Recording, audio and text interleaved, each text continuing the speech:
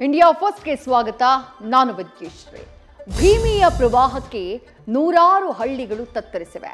ದೇವಣಗಾಂವ್ನಲ್ಲಿ 108 ಮನೆಗಳು ಮುಳುಗಿ ಹೋಗಿದ್ದಾವೆ. ಕುಮಸಗಿಯಲ್ಲಿ ಹಾಲ್ ತರೋಕೆ ವೃದ್ಧರೊಬ್ಬರು ಹೊಳೆಯನ್ನ ಈಜಿದ್ದಾರೆ. ಸರಡಗಿಯಲ್ಲಿ ಕಣ್ಣೀರ ನದಿ ಉಗ್ತಾ ಇದೆ. ಇತ್ತ ಸಿಎಂ ವೈಮಾನಿಕ ಸಮೀಕ್ಷೆ ನಡೆಸಿದ್ರೆ ಎಚ್ಡಿಕೆ ವಿಶೇಷ ಪ್ಯಾಕೇಜ್ಗೆ ಮೋದಿ ಬಳಿ ಮನವಿ ಮಾಡಿದ್ದಾರೆ.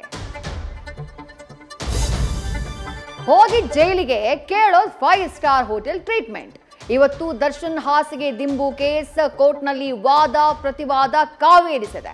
ಉಮೇಶ್ ರೆಡ್ಡಿಗೆ ಟಿವಿ ಕೊಟ್ಟಿದ್ದಾರೆ ಅಂತ ವಾದಿಸಿದ ವಕೀಲನಿಗೆ ಪಲ್ಲಂಗ ಕೊಡಿ ಅಂದ್ರೆ ಆಗಲ್ಲ ಅಂತ ಹೇಳಿ ಎಸ್ಪಿಪಿ ಕೌಂಟರ್ ಕೊಟ್ಟರು. 9ಕ್ಕೆ ಆದೇಶ ಪ್ರಕಟ ಆಗಿದೆ. ಕತ್ತರಿಕೆ, ಸೋಲೋ ಟ್ರಿಪ್ಪು, ಲಾಂಗ್ ಡ್ರೈವು ಇತ್ತೀಚಿನ ಫ್ಯಾಷನ್. ಆದ್ರೆ ಗುಂಡಿ ಮುಚ್ಚೋಕಾಗದ ಸರ್ಕಾರಕ್ಕೆ ಅದ್ಯಾವ ಪುಣ್ಯಾತ್ಮ ಐಡಿಯಾ ಕೊಟ್ನೋ ಏನೋ. ಒಬ್ರೇ ಕಾರಲ್ಲಿ ಪ್ರಯಾಣಿಸಿದ್ರೆ ಕಂಜೆಷನ್ ಟ್ಯಾಕ್ಸ್ಗೆ ಚಿಂತನೆ ನಡೀತಾ ಇದೆ. ಸಂಚಾರ ದಟ್ಟಣೆಗೆ ಕ್ರಮ ಅಂತ ಸಬೂಬ್ ಸಿಗ್ತಾ ಇದೆ. ಇದನ್ನ ತುಗಲಕ್ ಸರ್ಕಾರ ಅಂತ ಹೇಳಿ ಬಿಜೆಪಿ ಟೀಕಿಸಿದೆ. ತಿರುಪತಿ ತಿರುಮಲ ವಿಶ್ವದ ಅತ್ಯಂತ ಶ್ರೀಮಂತ ದೇಗುಲ. ಆದ್ರೆ ಇದೇ ದೇವಸ್ಥಾನದ ಹುಂಡಿ ಎಣಿಸೋಕೆ ಕ್ಲರ್ಕ್ ಆಗಿದ್ದ ಭೂಪ ತಿಮ್ಮಪ್ಪನಿಗೆ ನಾಮ ಹಾಕಿದ್ದಾನೆ. 20 ವರ್ಷ ಕದ್ದಿದ್ದು 140 ಕೋಟಿ ಮೀರಿದೆ. ಲಡ್ಡು ರಾಮಾಯಣದ ಬಳಿಕ ಈ ಅಕ್ರಮ ಜಂತು ಹೊರಬಂದಿದೆ.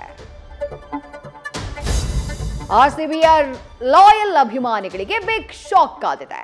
18 ವರ್ಷಗಳ ಬಳಿಕ ಕಪ್ ಗೆದ್ದ ಸಂಭ್ರಮದಲ್ಲಿದ್ದ ರಾಯಲ್ ಚಾಲೆಂಜರ್ಸ್ ಬೆಂಗಳೂರು ಮಾರಾಟಕ್ಕಿದೆಯಂತೆ. ಡೀಲ್ ಕುದುರಿಸೋಕೆ ಲಂಡನ್ನಲ್ಲಿ ಗುಪ್ತ ಸಭೆಯಾಗಿದೆಯಂತೆ.